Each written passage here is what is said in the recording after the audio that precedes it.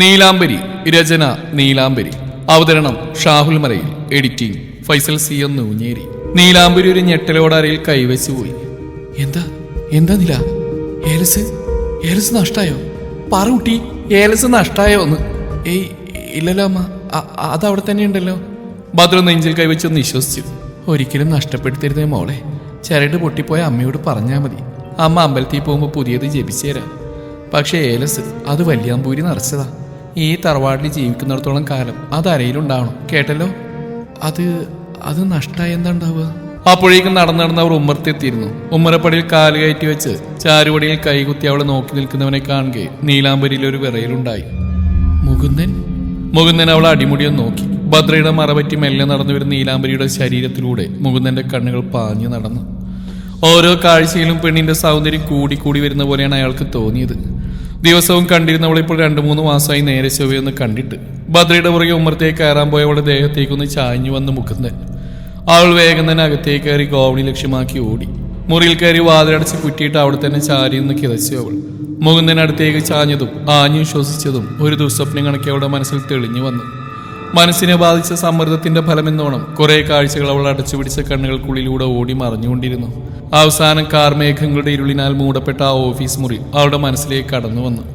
കരുത്തുറ്റ കരവലയത്തിൽ ഒതുങ്ങിപ്പോയ ആ നിമിഷവും അവന്റെ ഗന്ധവും തിളങ്ങുന്ന കണ്ണുകൾ കൊണ്ടുള്ള നോട്ടവും അതിന്റെ പിന്നിലെ വശ്യതയും പിന്നെ മിന്നൽ പിണറോടുകൂടി ആ മഴയുടെ തണുപ്പുമെല്ലാം മനസ്സിൽ തെളിഞ്ഞു വന്നു. അവൾ പോലും അറിയാതെ അവളുടെ കൈകൾ ദാവണി മകഞ്ഞു മാറ്റി ഇടുപ്പിലേക്ക് സ്പർശിച്ചു. ഒരു വിറയലോടെ അവൾ കണ്ണുകൾ വലിച്ചു തുറന്നു. തന്നെ മന്ത്രിച്ച ഏലസ്. ഇത്രയും ദിവസം താൻ എന്തുകൊണ്ട് അതിനെക്കുറിച്ച് ചിന്തിച്ചില്ല?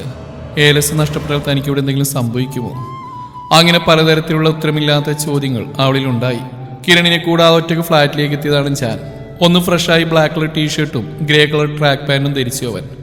ഡ്രസ്സിംഗ് റൂമിലെ വലിയ വാൾഡ്രോപ്പിന്റെ അകത്ത് ഡ്രോയറിൽ നിന്നൊരു ബോക്സ് പുറത്തെടുത്ത് അതുമായി കട്ടിലേക്ക് വീണു. AC അല്പം കൂളിംഗ് കൂട്ടിവെച്ച് കംഫേർട്ടിന്റെ അകത്തേക്ക് കയറി കമിഴ്ന്നു കിടന്നു. ഇരു കൈകളും ബെഡിൽ താങ്ങി തലയുയർത്തി അവൻ ആ ബോക്സ് തുറന്നു. കറുത്ത ചരടിൽ കോർത്ത സ്വർണ്ണ ഏലസ്, അതിനിരുവശത്തും കറുത്ത വലിയ 2 മുത്തുകൾ. അതെന്താണെന്ന് അവന് മനസ്സിലായില്ല. അവന്റെ ചുണ്ടിന്റെ കോണിൽ ഒരു ചെറുപുഞ്ചിരി വിരിഞ്ഞു. പക്ഷേ മറ്റെന്തോ ഓർത്ത പോലെ പെട്ടെന്ന് അവനിൽ ഗൗരവം നിറഞ്ഞു. ആ ഏലസിനെ ബെഡിലേക്ക് വെച്ചവൻ അവിടേക്ക് മുഖം പൂഴ്ത്തി ആഞ്ഞു ശ്വസിച്ചു. പലപ്പോഴായി അറിയാതെ അവൾ തന്റെ ദേഹത്തേക്ക് വന്നിടിച്ച് നിന്നപ്പോഴും താൻ മനഃപൂർവ്വം അവളിലേക്ക് ചേർന്ന് നിന്നപ്പോഴുമെല്ലാം തന്നെ താനല്ലാതാക്കിയ നീലാംബരി എന്ന പെണ്ണിന്റെ മത്ത് പിടിപ്പിക്കുന്ന മണം അവന്റെ നാസികയിലേക്ക് തുളച്ച് കയറി. ഒരു നിമിഷം അവനിൽ രഹസ്യമായൊരു ചിന്ത കടന്നുകൂടി. അവളുടെ അണിവയറിലൂടെ അരക്കെട്ടിലൂടെ മുഖം ഉരുമുന്നതും ഒന്ന് കണ്ടിട്ട് പോലുമില്ലാത്ത പൊക്കിൾ ചുഴിയുടെ ആഴങ്ങളിലേക്ക് നാവിനാൽ കുസൃതി കാട്ടുന്നതും. ഈ സമയം അന്ന് ഓഫീസ് മുറിയിൽ അവളെ നെഞ്ചോട് ചേർത്ത് കെട്ടിപ്പുണർന്ന് ഓർമ്മയിൽ വന്നു അവന്.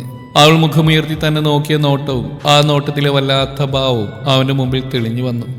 താൻ എന്ന പുരുഷൻ വീണ്ടും വീണ്ടും കാണാൻ ആഗ്രഹിക്കുന്ന നീലാംബരി എന്ന പെണ്ണിന്റെ വശ്യമാർന്ന ഭാവം. Oh shit, dirty mind. മനസ്സിലോർത്തുകൊണ്ടാവും ബെഡിൽ നിന്ന് ചാടി എഴുന്നേറ്റു. ആ ബോക്സ് ഇരുന്നിടത്ത് തന്നെ ഭദ്രമായി വെച്ച് ശേഷം കിച്ചണിലേക്ക് പോയി. ഫ്ലാറ്റിൽ വന്നപ്പോൾ അവൻ ആദ്യം ചെയ്ത് കിച്ചണിൽ പോയി ഒരു ചെറിയ ബൗൾ മ്യൂസിലി പാലിൽ സോക്ക് ചെയ്ത് വെക്കുന്നതാണ്. ആ ബൗളിൽ ലാപ്പ് എടുത്ത് ബാൽക്കണിയിലേക്ക് വന്നു വെച്ചാൽ ലാപ്പിൽ ഒഫീഷ്യൽ കാര്യങ്ങൾ ചെയ്തുകൊണ്ട് അവൻ ഡിന്നർ ആസ്വദിച്ച് കഴിച്ചു. സമയം 8 മണിയോടടുത്തു. കട്ടിൽ കമിഴ്ന്ന് കിടന്ന് മാധവിക്കുട്ടിയുടെ നീർമാതളം പൂത്തകാലം വായിക്കുകയാണ് നീലാംബരി. ഒരിക്കൽ വായിച്ച കൃതി തന്നെയാണ്, പക്ഷെ റിപ്പീറ്റഡി നമ്മൾ മലയാളികളുടെ അഹങ്കാരമാണല്ലോ. ഗോവണി കയറി മുകളിലേക്ക് ഓടി വരികയാണ് മായ. താഴെ തീൻമേശയ്ക്ക് ചുറ്റും വട്ടം കൂടിയിരിക്കുന്ന ദുഷ്ടക്കൂട്ടങ്ങൾ പറഞ്ഞയച്ചാണ് അവളെ. നീലാംബരിയെ കൂട്ടിക്കൊണ്ടുവരാനുള്ള ഉത്തരവുമായി മുറിയുടെ വാതിൽക്കൽ ഒരു നിമിഷം മായ തറഞ്ഞിന്ന് പോയി. കമിഴ്ന്ന് കിടന്ന പുസ്തകം വായിക്കുന്ന നീലാംബരിയിലായിരുന്നു അവളുടെ നോട്ടം. പുറകിലേക്ക് കാലുകൾ ഉയർത്തി താളത്തിൽ ചലിപ്പിക്കുന്നവരുടെ പാവാട കാലിൽ നിന്ന് ഊർന്ന് മുട്ടിലേക്ക് തട്ടിക്കിടന്നിരുന്നു. വെണ്ണ പോലെ തിളങ്ങുന്ന കാലുകളും പനിനീർ മിനുസതയുള്ള കാൽപാദങ്ങളും കാണുകെ മായയിൽ അസൂയ മുളപൊട്ടി. മായയുടെ മനസ്സിൽ ലാവണ്യയുടെ വ്യാമോഹമാണ് ഓർമ്മ വന്നത്. മുകുന്ദൻ നീലാംബരി ഇല്ലാതാക്കിയിട്ട് സ്വത്തുകൾ കൈക്കലാക്കുമെന്നും അതിനുശേഷം അവളെ കെട്ടുമെന്ന് സ്വപ്നം കണ്ട് നടക്കുകയാണ് ലാവണ്യ. ഈ സൗന്ദര്യ ദേവതയെ കൊല്ലാൻ മാത്രം മുകുന്ദൻ മണ്ടനല്ല. മണ്ടിയാൻ പോകുന്നത് തന്റെ ഇരട്ട സഹോദരി ലാവണ്യാണ്. ഇതൊക്കെ ഓർത്ത് വീണ്ടും അവൾ നീലാംബരിയെ നോക്കി. ഇപ്രാവശ്യം മായൊന്ന് ഞെട്ടിപ്പോയി. അതേ കിടപ്പിൽ കിടന്ന മായ തിരിഞ്ഞു നോക്കിയാണ് നീലാംബരി. ആ നോട്ടത്തിൽ വല്ലാത്തൊരു തീക്ഷ്ണതയുള്ള പോലെ. മഞ്ഞ വെളിച്ചമുള്ള മുറിയിൽ നീലാംബരിയുടെ നോട്ടം മായയിൽ മറ്റെന്തോ ഭയം നിറച്ചു. അവൾ കാലുകൾ 2 അടി പിന്നിലേക്ക് വെച്ച് മുറിയിൽ നിന്നും പുറത്തിറങ്ങി. ഗോവണി കയറി വന്നപ്പോൾ ശ്രദ്ധിക്കാത്ത അത്ര ഇരുട്ട് മുറിക്ക് പുറത്തുള്ള പോലെ. മുറിയുടെ വലതുവശത്തേക്ക് മറ്റു മുറികളിലേക്ക് പോകുന്ന ഇടനാഴികളാണ്. അങ്ങ് ദൂരെ ആ ഇടനാഴി വീണ്ടും വളഞ്ഞ് ഒരു വൃത്തം പോലെ ഗോവണിയിൽ വന്ന് മുട്ടിയിരിക്കുന്നു. കൈവരികൾ പിടിച്ച് താഴേക്ക് നോക്കിയാൽ 4 കെട്ട് കാണാം. നീലാംബരിയുടെ മുറിയുടെ മറുവശത്തുള്ള ഇടനാഴിയിൽ നോക്കിയാൽ തറവാടിന്റെ മുൻവശവും പടിപ്പുരയും വഴിയുമൊക്കെ കാണാം. പുറത്തുനിന്ന് നായയുടെ ഓരിയിടലും കൂമന്റെ ശബ്ദവും ഇടവിട്ട് കേൾക്കുന്നുണ്ട്. മുറിക്ക് പുറത്തിറങ്ങിയ മായ ദൂരെയുള്ള ഇരുണ്ട ഇടനാഴിയിലേക്ക് നോക്കി. അജ്ഞാതമായ എന്തോന്ന് താൻ കാണാതെ തന്നെ നോക്കുന്ന പോലെ. ഈ സമയം വരെ ആദ്യമായിട്ടാണ് തറവാട്ടിൽ താൻ നിൽക്കുന്നത്. ഭയപ്പെടുത്തുന്ന പഴങ്കഥകൾ കുറേയൊക്കെ താനും കേട്ടിട്ടുണ്ട്. അവൾ വീണ്ടും നീലാംബരിയെ നോക്കി. ഇപ്രാവശ്യം നില കട്ടിൽ നിന്ന് കാലുകൾ നിലത്തുകുത്തി എഴുന്നേറ്റിരിക്കുകയാണ്. അപ്പോഴും അവളുടെ നോട്ടം മായയിൽ തന്നെയായിരുന്നു. മായയ്ക്ക് ഇതക്കാൻ തുടങ്ങി. നീലാംബരി തന്നെയാണോ ഇതെന്നൊരു നിമിഷം അവൾക്ക് സംശയമായി. അവൾ ഗോവണി ലക്ഷ്യമാക്കി തിരിഞ്ഞോടി. ഓടുന്നതിനിടയിൽ അവൾ വിളിച്ചു പറഞ്ഞു, നിന്നെ താഴെ അന്വേഷിക്കുന്നു. ശരിക്കും നീലാംബരിയും ഞെട്ടിധരിച്ചിരിക്കുകയായിരുന്നു. കാരണം അവളുടെ മുറി അവൾ നേരത്തെ തന്നെ അകത്തുനിന്നും കുറ്റിയിട്ടതാണ്. പിന്നെ എങ്ങനെയാണ് ഇപ്പോൾ മായ പുറത്തുനിന്നത് തുറന്നത്? ആസ്വദിച്ച് ബുക്ക് വായിക്കുന്നുണ്ടിൽ തന്റെ ഇടതുകാതിൽ ആരും ഊതുന്ന പോലെ ഒരു ചെറുകാറ്റ് കടന്നുപോയി. അതാണ് പെട്ടെന്ന് തിരിഞ്ഞു നോക്കിയത്. അപ്പോഴാണ് മായയെ കണ്ടത്. മറ്റേതോ ലോകത്തെന്ന പോലെ തന്നെ നോക്കി നിൽക്കുന്നവളെ നില അത്ഭുതത്തോടെയാണ് നോക്കിയത്. മായ തന്നെ തുറച്ചു നോക്കുന്ന കണ്ടാണ് അവൾ പെട്ടെന്ന് കട്ടിലിൽ നിന്ന് എഴുന്നേറ്റിരുന്നത്. മായ തിരിഞ്ഞോടിക്കൊണ്ട് പറഞ്ഞ കാര്യം തന്നെ താഴെ അന്വേഷിക്കുന്നു എന്നല്ലേ? പിന്നീട് അതോർത്തായിരുന്നു അവളിൽ ആദ്യ കയറിയത്. ഗോവണിപ്പിടി മെല്ലെ ഇറങ്ങി നടന്നു വരുന്നവളെ വെറുപ്പോടെ എല്ലാവരും നോക്കി. പക്ഷേ മുകുന്ദന്റെ കണ്ണുകളിൽ മറ്റെന്തോ ഭാവമായിരുന്നു. തീൻമേശക്കടുത്ത് ചുമരിൽ ചാരി നിൽക്കുന്ന ഭദ്രക്കടുത്തായി നീലാംബരി വന്ന് നിന്നു. അവൾ എല്ലാവരെയും ഒന്ന് പാളി നോക്കി. കൽപ്പനയും ശശിധരനും മുകുന്ദനും അടുത്തടുത്തായിരുന്നു ഭക്ഷണം കഴിക്കുകയാണ്. അവർക്ക് അഭിമുഖമായി ലാവണ്യയും മായയും ഇരിപ്പുണ്ട്. മുത്തശ്ശനും മുത്തശ്ശിയുമൊക്കെ നേരത്തെ തന്നെ ഭക്ഷണം കഴിച്ചെന്ന് തോന്നുന്നു. അവരുണ്ടെങ്കിലും പ്രത്യേകിച്ച് ഇവിടെ ഗുണമൊന്നുമില്ലല്ലോ. എല്ലാവരെയും നോക്കി അവളുടെ നോട്ടം മുകുന്ദനിൽ വന്ന് തറഞ്ഞു നിന്നു. ഒരു ചിക്കൻ കാല് കയ്യിലെടുത്ത് കടിച്ച് പറിക്കുകയാണ് അവൻ. കഴിക്കുന്ന ഭക്ഷണത്തോടും പോലും വല്ലാത്ത ആർത്തി. സിഗരറ്റിന്റെയും പാൻ മസാലയുടെയും നിത്യോപയത്തിന്റെ ഫലമെന്നോണം ചുണ്ടുകളും പല്ലുകളിലുമെല്ലാം കറ പറ്റിപ്പിടിച്ചിരിക്കുന്നു. കണ്ണുകൾ ചുവന്നിരിക്കുന്നു. അതിപ്പോൾ ശശിധരമാമയുടെയും കണ്ണുകൾ അങ്ങനെ തന്നെയാണ്. മദ്യലഹരിയിലാണ് ഇരുവരും. അപ്പോഴാണ് നീലാംബരി അത് ശ്രദ്ധിച്ച്. ആരോ കഴിച്ച് ബാക്കി വെച്ച ചപ്പാത്തിയും കറിയും മേശമേലുണ്ട്. പക്ഷെ ആളിനെ കാണുന്നില്ല. അപ്പോൾ ഉറപ്പായി ആ ദത്തൻ ഇവിടെ ഉണ്ടാവും. അവൾ ഭദ്രയുടെ മുഖത്തേക്ക് നോക്കി. ഒടുത്തിരിക്കുന്ന നേര്യത്തിന്റെ മുന്താണിത്തും മൂക്കുമായും പൊത്തി നിൽക്കുകയാണ് ഭദ്ര. സരോജിനി അന്തർജനത്ത് പോലെ വെജിറ്റേറിയനാണ് ഭദ്രയും. പഴയ ശീലങ്ങൾ ഇപ്പോഴും കൊണ്ടു നടക്കുന്നവർ. ഇപ്പോഴും തറവാട്ടിലെ അടുക്കളയിൽ മാംസപാചകം ചെയ്യാറില്ല. അതിനുവേണ്ടി പുറത്ത് ചായ്പ് കിട്ടിയിട്ടുണ്ട്. ഒരു സമയം വരെയും പാചകം ചെയ്ത മാംസാഹാരങ്ങൾ അകത്തേറ്റാൻ സമ്മതിച്ചിരുന്നില്ല മുത്തശ്ശി. പക്ഷേ കുറെ നാളെ അവർക്ക് ചിലപ്പോഴൊക്കെ ഓർമ്മക്കുറവ് ആവശ്യതയുമാണ്. അതുകൊണ്ട് കൽപ്പന ഭരണം ഏറ്റെടുത്ത മട്ടാണ്. തങ്ങളെ തിരിച്ചടിക്കാത്ത എന്തും അവർ കഴിക്കും. അപ്പോഴേക്കും ദത്തൻ അവിടെ കയറി വന്നിരുന്നു. ഇടത് കൈയിൽ ഫോണുണ്ട്. കോള് വന്നപ്പോഴോ മറ്റോ പുറത്തിറങ്ങിയതാണ്. പക്ഷെ വലത് കൈയിൽ ഇപ്പോഴും ഭക്ഷണത്തിന്റെ അവശിഷ്ടങ്ങൾ ഉണങ്ങിപ്പിടിച്ചിരിക്കുന്നു. അയാൾ തന്റെ കസേരയിൽ വന്നിരുന്ന് വീണ്ടും ചപ്പാത്തിയും കറിയും വിളമ്പി കഴിക്കാൻ തുടങ്ങി. എന്താണ് ഈ നോക്കിക്കുന്നത്? ഇങ്ങോട്ട് വന്ന് ചക്കന് വിളമ്പി കൊടുക്കണേ. കൽപ്പന ദേഷ്യത്തോടെ നിലയെ നോക്കി പറഞ്ഞു. അവളൊന്നും മിണ്ടാതെ കുനിഞ്ഞങ്ങനെ നിന്നു. നിലക്കൊച്ച് വിളമ്പണ്ട ഭദ്ര, ഇങ്ങടുത്തേക്ക് വന്ന് എനിക്ക് കുറച്ച് ചിക്കൻ കറി വിളമ്പിക്കേ. ഒരു എല്ലിൻ കഷ്ണം നാവുകൊണ്ടും ചുണ്ടുകൊണ്ടും നുണഞ്ഞുകൊണ്ട് ദത്തൻ ഭദ്രയെ നോക്കി പറഞ്ഞു. അത് കാണാൻ നീലാംബരിക്ക് ദേഷ്യം ഉച്ചയിലെത്തിയിരുന്നു. അവൾ ഭദ്രയെ ഒന്ന് നോക്കി. പാവം, തന്റെ അമ്മയ്ക്ക് തന്റെ അത്ര പോലും ധൈര്യമോ ലോകപരിചയമോ ഇല്ല. ഭദ്രയുടെ നിസ്സഹായ ഭാവം കണ്ട നീലാംബരി ദാവണിത്തുമ്പ് അരയിൽ കുത്തി മുന്നോട്ടേക്ക് വന്നു അയാളുടെ പാത്രത്തിലേക്ക് കറി വിളമ്പി. ദത്തന്റെ നോട്ടം നീലാംബരിക്ക് നേർക്കായി. അളിയോ, കോഴിക്കൽപ്പം മുറ്റു കുറവാ. മുട്ടയിട്ട് തുടങ്ങാത്ത ഇളം കോഴിയാന്നാ തോന്നുന്നു. കടിച്ചു തിന്നാൻ പറ്റിയ നല്ല സോഫ്റ്റ് പീസ്. അവൾ വിളമ്പിയ കറിയിൽ നിന്നൊരു ചിക്കൻ കഷ്ണം എടുത്ത് കടിച്ചുകൊണ്ട് നീലാംബരി അടിമുടി നോക്കി ശശിധരനോടായി പറഞ്ഞു ദത്തൻ. ഇതൊക്കെ കണ്ട് ആസ്വദിച്ചിരുന്ന മുകുന്ദനെന്ന് ചിരിച്ചുകൊണ്ട് പറഞ്ഞു. ദത്തൻ മാമോ, അതിന് ഞാൻ വാങ്ങിയത് പിടയല്ല, പൂവനാ. നല്ല മുറ്റുള്ള പൂവൻ. പക്ഷേ എനിക്കിതൊന്നൊരു മുറ്റലടാ മുകുന്ദ. ഞാൻ കുറെ കോഴികളെ കറി വെച്ച് ഒറ്റയ്ക്ക് തിന്നിട്ടുള്ള, ഇനിയും തിന്നും. അത് പറയുമ്പോൾ ദത്തന്റെ നോട്ടം ഭദ്രയിലേക്ക് നീണ്ടു. നീലാംബരിക്ക് അറപ്പാണ് തോന്നിയത്. 2 പെൺമക്കളുള്ള അച്ഛനാണ്. മാത്രമല്ല, മക്കളടുത്തിരുത്തി മകളുടെ പ്രായമുള്ള പെൺകുട്ടിയെയും അവളുടെ അമ്മയെയും കാമത്തോടെ നോക്കുന്ന അശ്ലീലം പറയുന്നു. അയാളുടെ സംസ്കാരം എത്രമാത്രം തരം താഴ്ന്നാണെന്ന് അവൾ ചിന്തിച്ചു. അപ്പോഴൊക്കെയും മുകുന്ദൻ ഇടത് കൈ ഉയർത്തി മീശയിലൊന്ന് തടവി നീലാംബരിയെ തന്നെ നോക്കുകയായിരുന്നു. ലാവണ്യ മുകുന്ദനെ ഒന്ന് തറപ്പിച്ച് നോക്കി. അവളുടെ മുഖത്തൊരു അറപ്പ് തോന്നി. മായ പറഞ്ഞ ശരിയാണ്. ഒരു വൃത്തിയില്ലാത്ത മനുഷ്യൻ. വലിയ പ്രായമൊന്നുമില്ല, പക്ഷെ കണ്ടാൽ ഒരു 40 പറയും. ഭക്ഷണം കഴിക്കുന്ന കണ്ടാൽ തന്നെ അറപ്പ് തോന്നും. എന്ത് കണ്ടിട്ടാ ഇയാളെ താൻ? അറിയാതെ ലാവണ്യയുടെ നോട്ടം മായയിലേക്ക് നീണ്ടു. മായയുടെ മുഖത്ത് ഒരു പൂച്ചച്ചിരി നിഴലിച്ച് നിന്നു. പക്ഷേ തനിക്ക് കിട്ടാൻ പോകുന്ന നീലാംബരിയുടെ സ്വത്തിനെ കുറിച്ച് ആലോചിച്ചപ്പോൾ ലാവണ്യ അല്പം ആശ്വസിച്ചു. അപ്പോ കാര്യങ്ങൾ ഞാൻ അച്ഛനോടും അമ്മയോടും പറഞ്ഞിട്ടുണ്ട്. അവർക്ക് എന്റെ തീരുമാനം വലുത്. ശശിധരൻ സംസാരിച്ചു തുടങ്ങി. പിന്നെ നിന്റെയൊക്കെ അനുവാദം ചോദിക്കേണ്ട കാര്യമൊന്നും എനിക്കില്ല. അയാൾ ഭദ്രയും നീലാംബരിയും നോക്കിയാണ് പറഞ്ഞത്. എങ്കിലും നാട്ടു നടപ്പനുസരിച്ചൊന്ന് പറഞ്ഞേക്കാന്ന് കരുതി. മുകുന്ദ, ഇതിപ്പോ ഓഗസ്റ്റ് മാസമാണല്ലോ. കുറച്ച് ദിവസം കൂടി കഴിഞ്ഞാൽ ചിങ്ങമാസം തുടങ്ങും. സെപ്റ്റംബർ ആദ്യമാണ് ഇക്കുറി ഓണം. ഓണത്തിന് മുമ്പ് തറവാട്ടിൽ പൂജ തുടങ്ങണം. അത് കഴിഞ്ഞാൽ കന്നിമാസം. അതുകൊണ്ട് ചിങ്ങമാസം ആദ്യം ആ നിശ്ചയം നടത്താം. എന്താ മുകുന്ദ, നിനക്ക് സമ്മതമല്ലേ? മൂന്നിനും ചിരിച്ചു. എന്നിട്ട് പറഞ്ഞു, എന്തിനാ നിശ്ചയാക്കുന്നത്? കല്യാണം നടത്തിയിരുന്നോ? ഒന്ന് മിണ്ടാണ്ടിരി അസത്തെ. കല്യാണം പോലും വേവോളം കാക്കാമെങ്കിൽ ആവോളം കാക്കാൻ പാടില്ലെന്ന് എനിക്ക്. ഫെബ്രുവരി 20 23 തികയും. എന്നിട്ട് മാസക്കണക്ക് കുറച്ചെന്തോ ബാക്കിയുണ്ട് ദോഷം മാറാൻ. അപ്പൊ ഒന്നുകൂടി ജാതകം നോക്കണം, ഇനിയും വല്ല ദോഷം മറ്റോ ഉണ്ടോന്ന്. കഷ്ടിച്ച് ഇനി 6 മാസം കൂടിയേ ഉള്ളൂ. നിനക്കെന്താ അത്രക്കങ്ങ്? കൽപ്പന എന്തോ കൂടി പറയാൻ തുടങ്ങിയതും അത് പാതി വഴിയിൽ വിഴുങ്ങി. ചിലക്കാതളെ, മാസക്കണക്ക് നോക്കി നിങ്ങളവിടെ ഇരുന്നോ? ഫെബ്രുവരി വരെ ഞാൻ നോക്കും. പിന്നെ ദോഷം കോപ്പ് എന്നൊക്കെ പറഞ്ഞ് വന്നാലുണ്ടല്ലോ, എന്നെ താനിക്കോണം കാണും എല്ലാവരും. മുകുന്ദൻ കൽപ്പനയെ നോക്കി അലറി. നീലാംബരി അങ്ങനെ തന്നെ തറഞ്ഞിന്ന് പോയി. എല്ലാം ഇന്നലെ എന്ന പോലെ ഓർക്കുന്നു. ഈ കഴിഞ്ഞ ഫെബ്രുവരിയിലാണ് താൻ ജോലിക്ക് പോകണമെന്ന് വീട്ടിൽ പറഞ്ഞു. പക്ഷെ മെയ് മാസത്തിലാണ് ജോലി റെഡിയായത്. അതിനുശേഷം തറവാട്ടിലുണ്ടായ സംഘർഷങ്ങൾ കാരണം മെയ് അവസാനമാണ് ജോലിക്ക് പോയി തുടങ്ങിയത്. ഇതുപോലെ രാത്രി അമ്മാവൻ തന്നെ തള്ളി ചതച്ചത് അവളുടെ മനസ്സിലൂടെ കടന്നുപോയി. ഇനി ജോലിക്കാരെ മിണ്ടിയാൽ ഭദ്രയെ കൊന്നു എന്ന് പറഞ്ഞ ശശിധരന്റെ രൂപം ഇന്നലെ എന്ന പോലെ അവളുടെ മനസ്സിൽ തെളിഞ്ഞു. അന്ന് വിശന്ന് തളർന്നു കിടന്നുറങ്ങിയ തന്റെ മുറിയിൽ ഒരു ചെകുത്താനെ പോലെ മുകുന്ദൻ കടന്നുകൂടിയതും മുറിയടച്ച് കുറ്റിയിട്ടത് അവൾ ഓർത്തു. ഭയന്ന് വിറച്ചുകൊണ്ട് കട്ടിലിൽ നിന്ന് ചാടി എഴുന്നേറ്റ് എങ്ങോട്ടോണെന്നറിയാതെ പകച്ചിന്ന് പോയി താൻ. മദ്യത്തിന്റെയോ മറ്റെന്തിന്റെയൊക്കെയോ ലഹരിയിൽ വേച്ച് തന്റെ നേരെ നടന്നെടുക്കുന്നവനെ വിറയാർന്ന ദേഹത്തോടെ കൈകൾ ഉയർത്തി ആട്ടിയകറ്റാൻ നോക്കിയവൾ. ഒന്നുറക്കെ അലറി വിളിക്കാൻ പോലും അന്ന് തന്റെ നാവിന് ശേഷിയില്ലായിരുന്നു. തിരിഞ്ഞോടാൻ നോക്കി അവിടെ ദാവണിത്തുമ്പിൽ പിടിച്ച ഒറ്റ വലിയായിരുന്നു മുകുന്ദൻ. ഒന്ന് കറങ്ങി നിലത്തേക്ക് വീണുപോയി അവൾ. പെട്ടെന്ന് എവിടെ നിന്നോ ശക്തിയോടെ വീശിയടിച്ചൊരു കാറ്റ്. ലഹരി തലക്ക് പിടിച്ച നിരീശ്വരവാദിയായ മുകുന്ദൻ ഇതൊക്കെ കണ്ടാൽ എങ്ങനെ ഭയക്കാൻ? സർവശക്തിയും സംഭരിച്ച് മുകുന്ദനെ ആഞ്ഞു തള്ളി. ബാലൻസ് ഇട്ടാൻ നിലത്തി വീണപ്പോഴും അവളുടെ കയ്യിൽ അവൻ പിടിമുറുക്കിയിരുന്നു. അവന്റെ അടുത്തായി നിലത്തി വീണ നീലാംബരിയെ വരിഞ്ഞു മുറുക്കാൻ അവളിലേക്ക് ആഞ്ഞതും നേരെ കുറ്റി വീഴാഞ്ഞിട്ടാണോ എന്നറിയില്ല, ആരോ വാതിൽ തള്ളി തുറന്നു. അല്പം കഴിഞ്ഞുടൻ കൽപ്പനയും തുളസി ഓടി വന്ന് അവനെ പിടിച്ചു മാറ്റി. പിടഞ്ഞെഴുന്നേറ്റ് നിലത്തി കിടന്ന ദാവണി ഷോൾ എടുത്ത് വാരി പുതച്ച് മാറുമറച്ചു നീലാംബരി. കൽപ്പന അവിടെ കരണത്ത് ആഞ്ഞടിച്ചു. പുറകെ ഓടി വന്ന ഭദ്ര നീലാംബരിയുടെ മുന്നിൽ കയറി നിന്നു.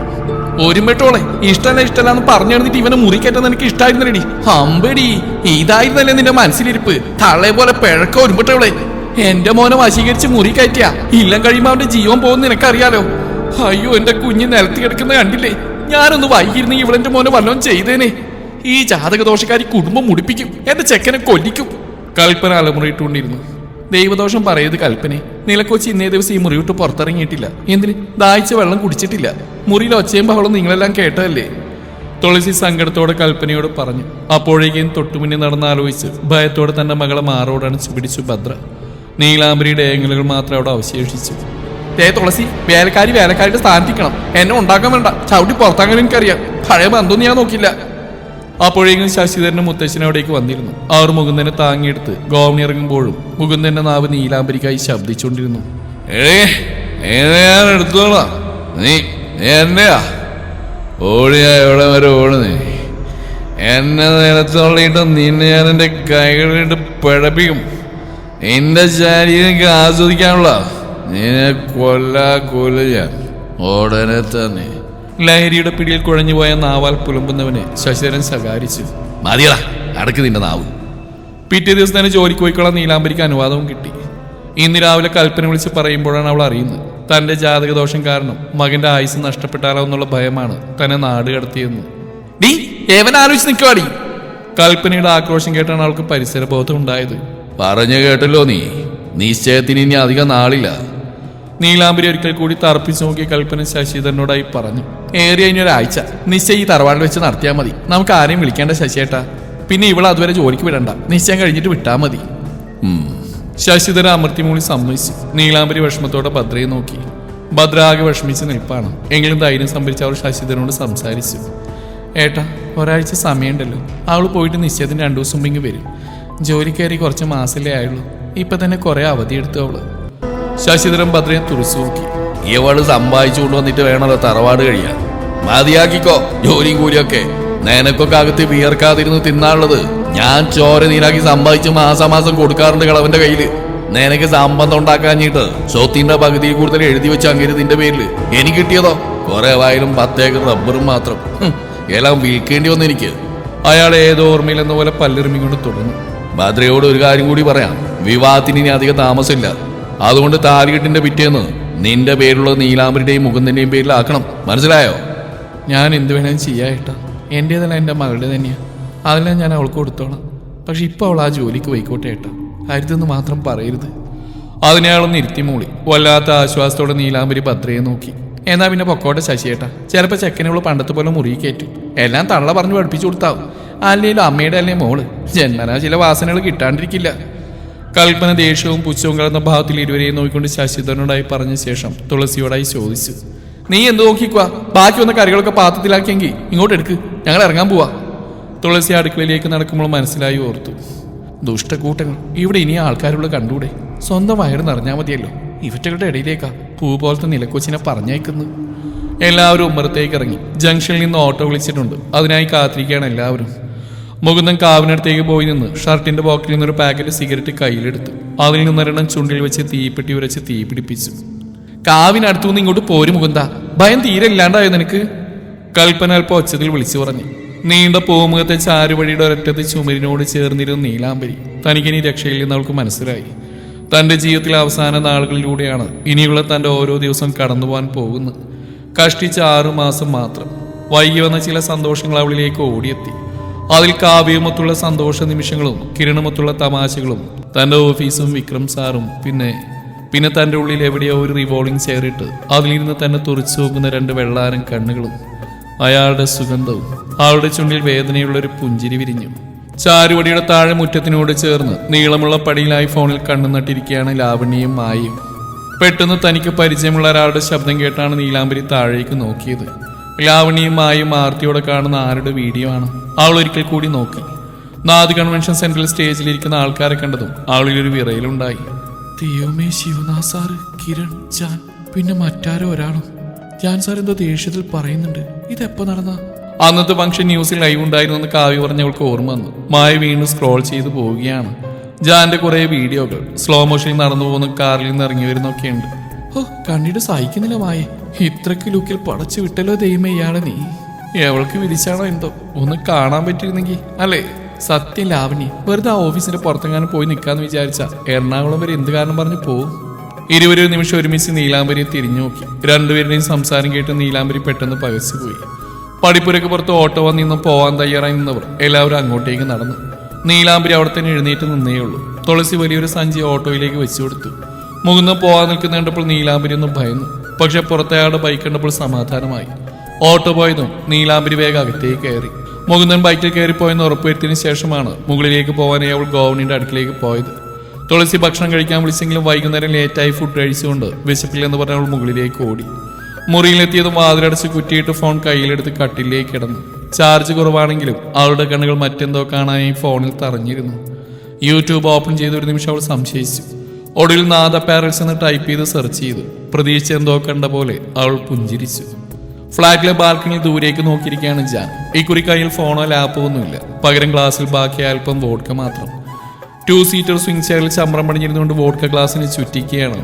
നോട്ടം യാന്ത്രികമെന്നോണം മറ്റെവിടേക്കോ ആണ്. കിരൺ മെല്ലെ നടന്ന് അവനരികിലേക്ക് എത്തി. ജാൻ, കിരൺ മെല്ലെ വിളിച്ചു. ജാൻ, നീ എന്താ ശ്രീയെ വിളിച്ചിട്ട് ഫോൺ എടുക്കാത്ത?